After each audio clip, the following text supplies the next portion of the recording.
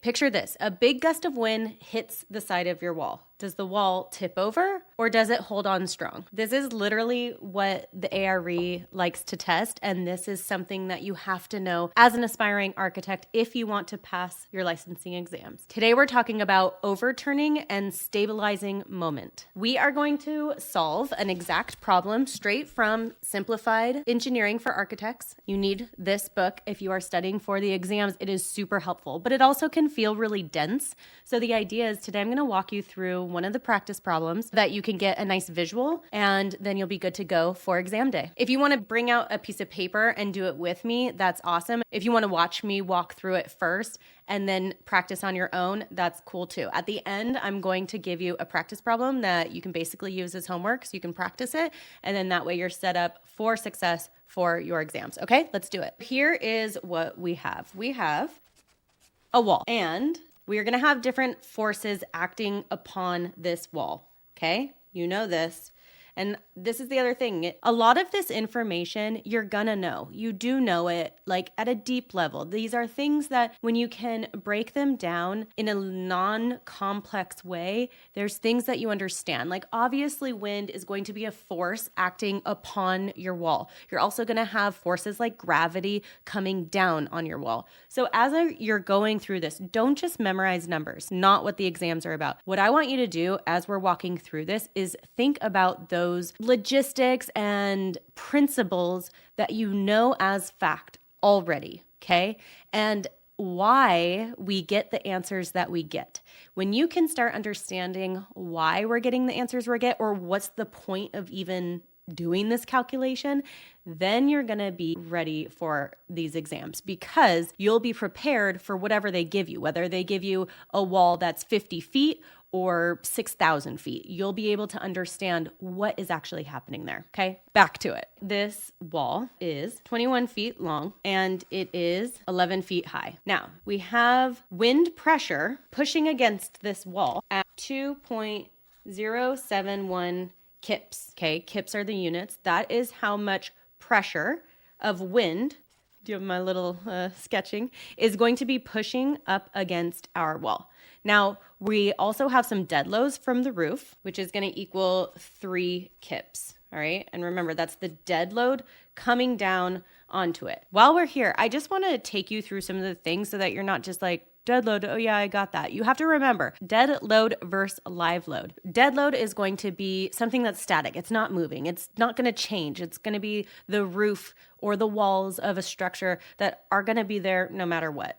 Live load is going to be something that's moving. It's like a human impact, like humans walking around or maybe furniture coming in and out. And then you're going to have environmental loads, things like the wind. So that's the type of thing you want to be asking yourself as you're going through questions like this. Oh, okay, yeah, dead load, but what is dead load? And just so that you can remember that as you're going through. And then we have the wall itself, right? The wall itself is going to have a dead load, and that's going to equal 6 kips. We are checking whether the wall itself is stable, meaning can the restoring load, which is your dead load, restoring load is your dead load, your restoring load can resist 1.5 times the overturning moment. Now the overturning moment, again, that's going to be your wind load. You have this wall, you're going to have this force coming upon it, wind. What's going to be the force that's going to make that wall fall over? It's that overturning force. It's that wind pushing it over. Now you might say, okay, well, what is 1.5? What are you even talking about? 1.5 is basically your safety factor. So there's going to be an exact number that's going to be like what can push it over, if that makes sense. But obviously we don't want to design our walls or design our buildings with that number, because then it's going to be exactly what it's going to take to force it over. So we want to design with buffer, and that's where that safety factor comes in. Let's start calculating, and we'll start with the overturning moment. Why don't you do it with me? It'll help you remember it better. Okay, so what is the calculation for overturning moment? Overturning moment, which is shown as OT, because it's moment overturning, equals force times height. So we know what the force is, right?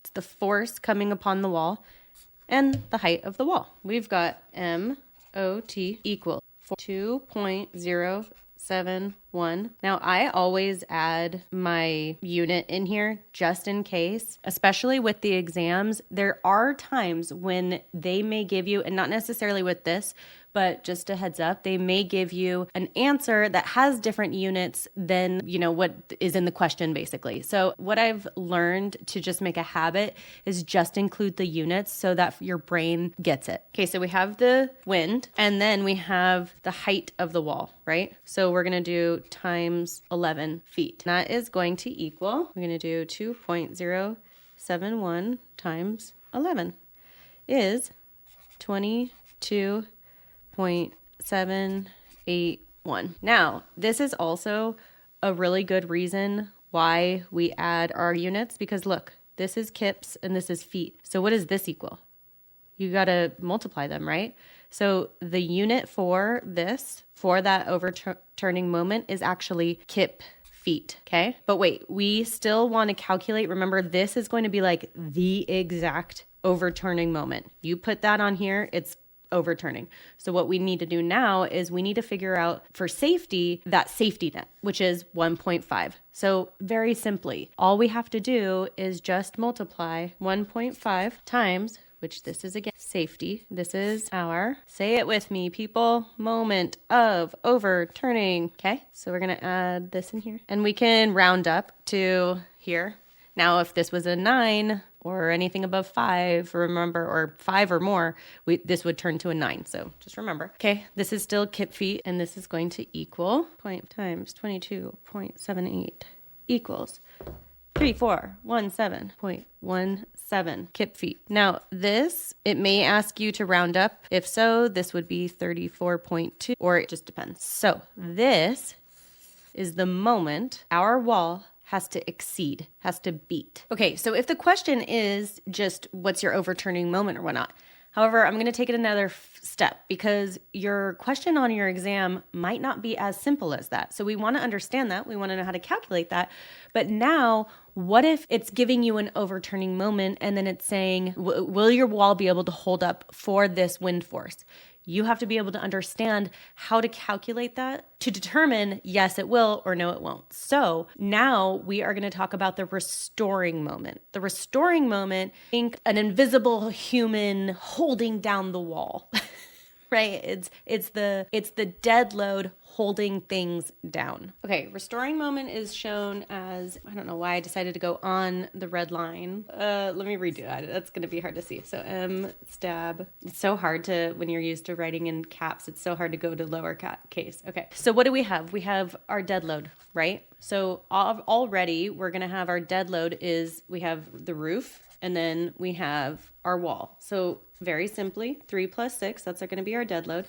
And then we're going to actually multiply it by the length of our wall divided by 2, because the force is equal on that space. Actually, let me give you the actual calc so that you know. And by the way, you can always look in Simplified Engineering for these things, but the restoring moment equals W, which is the weight, the dead load, times lever arm at the toe. And I'll tell you more about that in a second. B divided by 2. Okay, so remember this is the dead load. The B is the footing or base width. That could also be for like a footing, like a foundation footing or something. And just to make this a little bit more understandable, if it's helpful, you're gonna have your force coming on to your wall like this, right? Then you're going to have your lever arm and a toe, which means if force is going to come upon here and this is going to overturn, what's going to happen? This is going to be your lever arm and this is going to be your toe that makes it flip over. You have your force coming upon it. Now your wall is going to fall like this. This is basically your lever turn. So that is why you have the footing in the base and then you divide it by 2.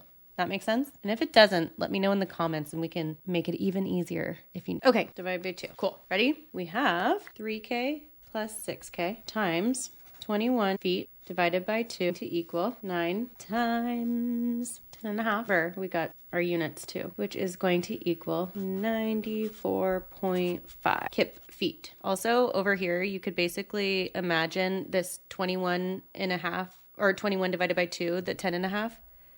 is basically right here. Okay. So let's bring it back to our important numbers. What are the important numbers? If we can remember, we got 34.2, let's just say 34.2 is our overturning moment. Our restoring moment equals 94.5, which is higher than this. That's what we want, right? We want to be able to see that the restoring factor, the weight, is going to be able to be stable, and it's going to be more than the overturning factor here. Then how would we figure out our safety factor? If we want to make sure that the safety factor is above, say it with me, people, 1.5, then what we would do is we would take this restoring moment that we just got, and we would divide it by our overturning moment over here. So again, this right here, that's our safety factor. We're figuring it in here. But if we want to, say they want to know exactly what your safety factor is, we're kind of like working in stages, right? So this is the safety factor that we would need.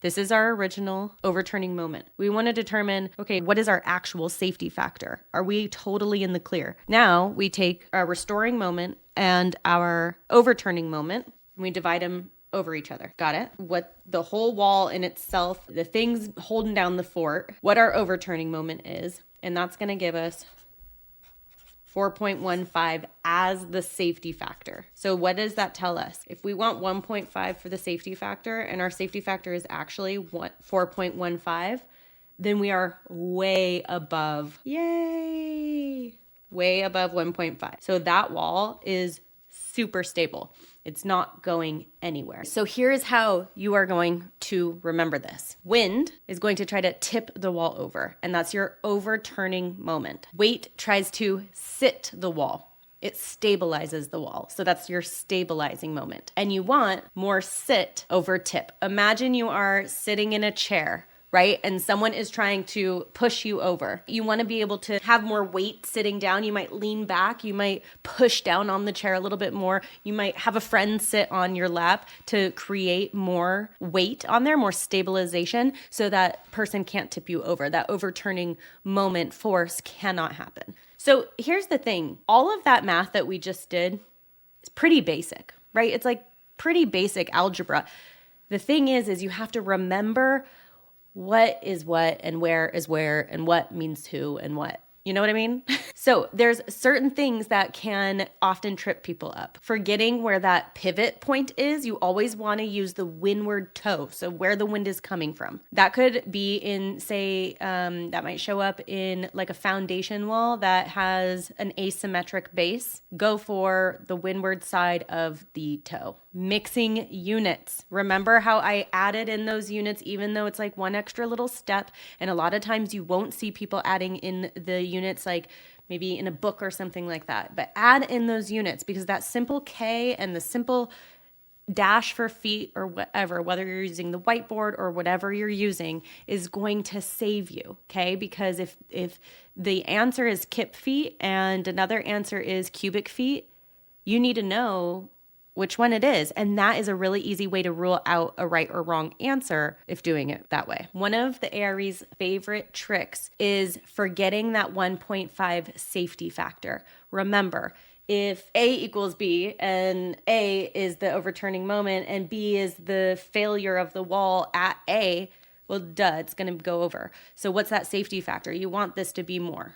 You want it to be higher. So don't forget that safety factor. Also, using the wrong height. So we did a uniform wind load. There might be one, and I'm going to do another video on a non-uniform wind load, but that's going to change up what your calculation is going to be. A uniform wind load, the resultant acts mid-height. So that's where we divide by 2 instead of changing it up. If it's not midpoint, if it's not a uniform load, and then it's not going to be the midpoint, and that's going to be a different equation. It's just an extra step. I'm going to make a video about it. It's not that tough. It's so basic algebra. It's just remembering these little steps. So write these down, because these are little things that can trip you up. And then during the exam, when it comes up, you'll be like, oh yeah, Bryn told me about that. And you'll think of me. Okay, let's do some homework now, all right? Same concept, but your turn now. Don't forget, Simplified Engineering. Go to page 569 and you'll see equations and how they set it up. And you always want to reference sources just to help you out. Also, the 1.5, this is